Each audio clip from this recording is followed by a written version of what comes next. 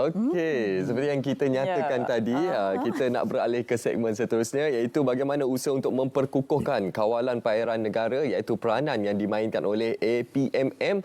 Hari ini kita cukup berbesar hati kerana kita bersama dengan Laksmana Pertama Maritim Ahmad Faridi Firdaus, Pengarah Bahagian Siasatan Jenayah Maritim, Agensi Penguatkuasaan Maritim Malaysia. Assalamualaikum Tuan. Waalaikumsalam warahmatullahi taala wabarakatuh. Okey, jadi Tuan mungkin Tuan boleh kongsilah bila kita dah melanjut ke tahun 2024 ini, jadi semestinya ada pelbagai kejayaan yang telah pun direkodkan oleh APMM sendiri. Jadi sebagai permulaannya, apakah antara kejayaan yang ingin dikongsikan bersama dengan para penonton pada pagi ini Tuan? Silakan. Terima kasih diucapkan kepada pihak RTM kerana menjemput saya mewakili APMM pada pagi ini. Kita sebenarnya sedang dalam suasana nak menyambut 19 tahun ulang tahun APMM pada tahun ini, pada bulan Februari. Nanti kita bincangkan selepas ini. Baik, tentang kejayaan tadi, alhamdulillah, syukur kepada Allah Subhanahu Wa Taala kerana kita telah banyak merekodkan kejayaan-kejayaan sepanjang APMM ni beraksi di zon maritim Malaysia. Zon maritim Malaysia ni adalah kita punya kawasan laut lah. Zon maritim Malaysia ni basically adalah kita punya exclusive economic zone, EEZ. So kejayaan-kejayaan yang kita capai pastinya berasaskan kepada history dan background kita mula bekerja. APMM mula bertugas di ZMM pada tahun 2005 apabila kita mula memanggil semua menganggoti APMM, sehingga mula kita beroperasi tahun 2006. So hingga sekarang ada lebih kurang 18 tahun lah kita beroperasi di laut. Dulu sebelum ada APMM, kita Malaysia ni ada banyak agensi-agensi yang handle laut. Okey. Kita ada Jabatan Perikanannya, Custom, Tentera Laut, malah Tentera Udara untuk airspace kita di laut, dan juga agensi-agensi lain, dan kementerian pun ada banyak kementerian yang handle keselamatan di laut, aspek-aspek keselamatan, vis-a-vis keselamatan ni kedaulatan, keselamatan when it comes to law enforcement, penguatkuasaan. So pada masa itu bila kita Malaysia mengamalkan sistem yang sedemikian, jadi aspek penyelarasannya tu tak ada. Sebab apa? Saya ambil contoh.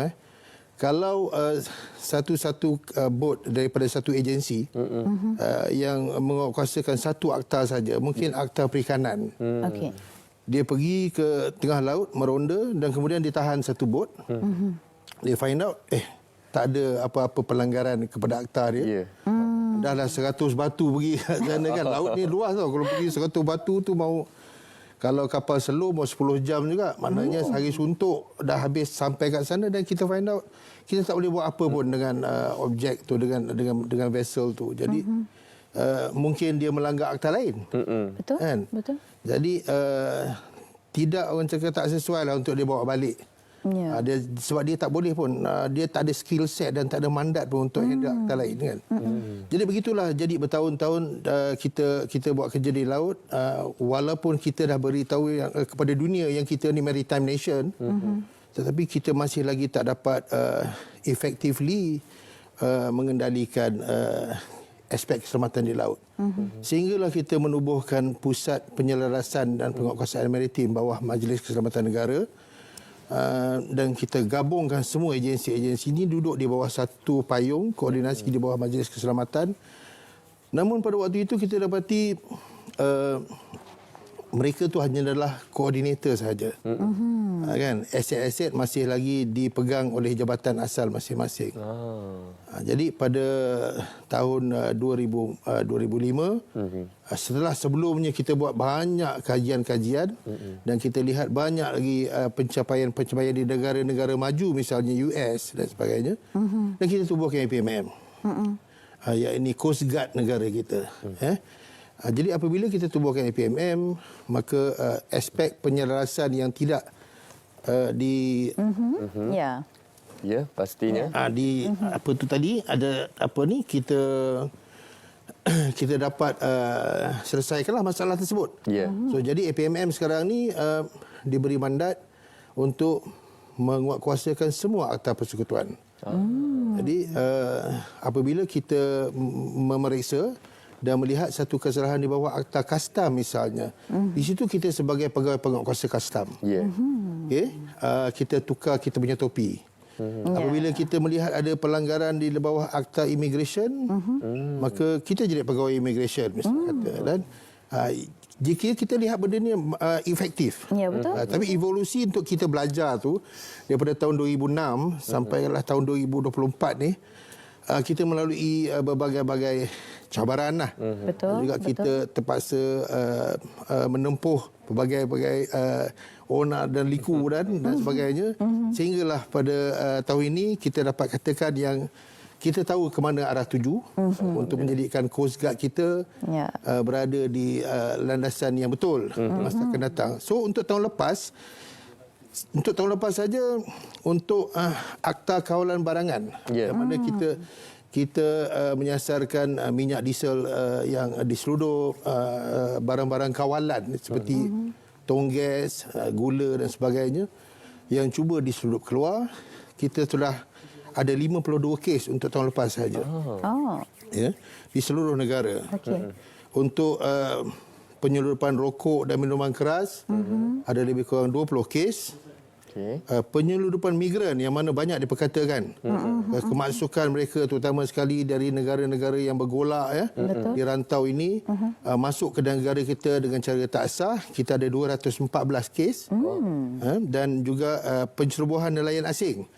Yang ini amat penting kepada kelestarian ekonomi kita, kerana bot nelayan asing ini mencuri hasil ikan kita dan bawa keluar cara tidak sah. Itu kita ada dalam 80 kes. Dan juga penyeludupan dadah. Kebanyakan penyeludupan dadah dalam kes kita ni kita tangkap mereka yang cuba bawa keluar dadah untuk dijual di pasaran yang lebih demanding. Kita ada 9 kes. Jadi kejayaan ni bukan apa, kejayaan ini melambangkan yang kita serius lah. Betul. Dengan keterhadan yang kita ada, kan, kita tak ada berapa banyak aset. Dan aset-aset kita ada yang telah husang. Tapi kita serius dalam melaksanakan tugas-tugas yang diamanahkan kepada kita.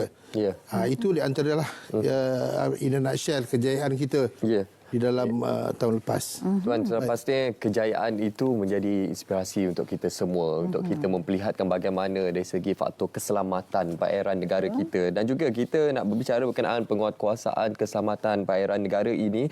Pastinya seperti yang Tuan nyatakan tadi, ada cubaan masuk pendatang asing tanpa izin parti, pencerobohan bot nelayan asing, penyeludupan barangan kontraben dan dadah serta beberapa lagi. Jadi bagaimana untuk kita gambarkan kepada masyarakat sejauh mana tahap keselamatan perairan negara dan bagaimana kita nak kurangkan usaha-usaha cubaan-cubaan seumpama ini daripada berterusan untuk jangka masa akan datang. Baik, terima kasih.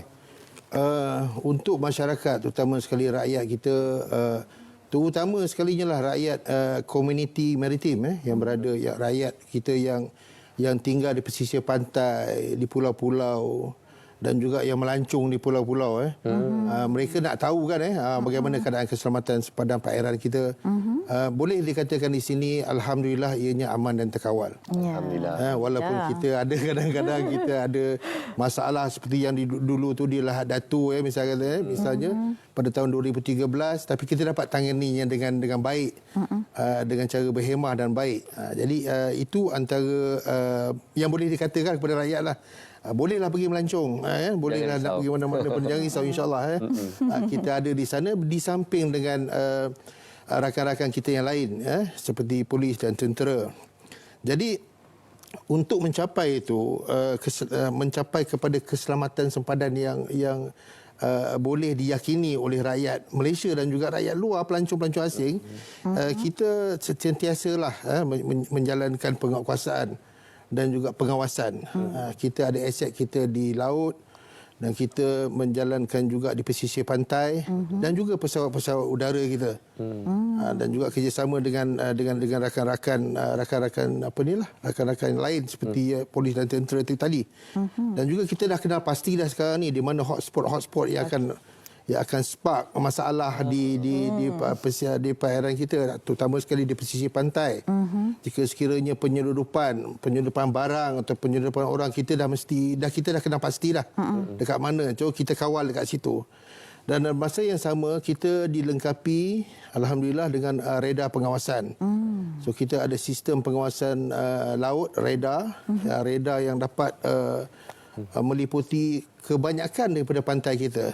Sekarang ni kerajaan sedang bersetuju untuk melengkapkan seluruh pantai negara kita dengan radar. So APMM adalah peneraju utama di dalam mengoperasikan radar tersebut. Dengan radar itu kita dapat kesan. Kita dapat kesan mana bot-bot yang dicurigai untuk cuba menceroboh masuk, terutama sekali yang membawa parti misalnya kita menggunakan radar. So kita dah tiba masa ni kita gunakan teknologi lah. Betul. Kan? Betul. Jadi kita gunakan radar dan juga dengan bantuan aset-aset lain lah. Jadi lagi sekali in a nutshell, kita punya keselamatan kita dalam keadaan baik alhamdulillah. Ya. Baik, ya. Dan selain daripada itu, bila menyentuh tentang keselamatan sempadan perairan negara juga kan, Tuan, adakah kerjasama yang sedia terjalin antara pasukan penguatkuasa negara dengan jiran, dengan negara jiran adalah masih belum kukuh ataupun ada terdapat beberapa cabaran lah berkenaan dengan perkara tersebut? Baik. Tuan. Ya. Dengan negara jiran ni, Malaysia ni adalah negara maritim, ya. Jadi laut-laut yang kita jaga dan kita kawal adalah Laut Selat Melaka, Laut Cina Selatan di sebelah pantai timur Semenanjung, Laut Cina Selatan juga untuk pantai barat Sabah dan juga sepanjang pantai Sarawak, dan juga Laut Sulu dan Sulawesi. So ada 4-5 laut yang kita jaga, kita kawal. Dan kita dah pun hantar kita punya di mana batas-batas sempadan kita kepada bangsa-bangsa bersatu pun. Jadi mereka semua tahu dekat mana sempadan kita yang kita telah submit kepada bangsa-bangsa bersatu. Jadi dalam hal ini, laut-laut kita bersempadan dengan negara lain. Dengan Indonesia, Singapura, Thailand, dengan Vietnam. Vietnam tu ada sedikit adjacent dia di Laut Cina Selatan, dan juga dengan Filipina, Brunei juga. So kita mesti menjalinkan hubungan dengan mereka. Ya, betul. Kan?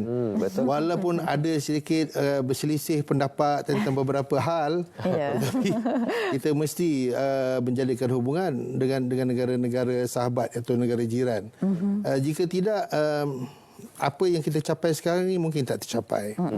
Ya, dengan Indonesia misalnya, kita menjalinkan hubungan baik dengan mereka melalui jalinan dengan Badan Keamanan Laut, Bakamla, yang juga model operasi mereka seperti kita juga.